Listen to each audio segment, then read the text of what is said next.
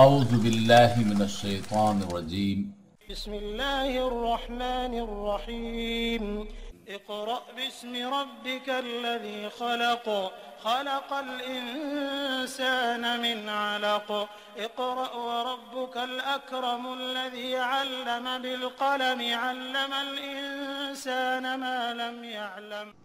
کتاب الایمان۔ بسم اللہ الرحمن الرحیم۔ حدیث نمبر 26۔ باب اس شخص کے قول کی تصدیق میں جس نے کہا ہے کہ ایمان عمل کا نام ہے۔ حضرت ابو ہریرہ رضی اللہ تعالیٰ عنہ روایت کرتے ہیں کہ رسول اللہ صلی اللہ علیہ وسلم سے دریافت کیا گیا کہ کون سا عمل سب سے افضل ہے۔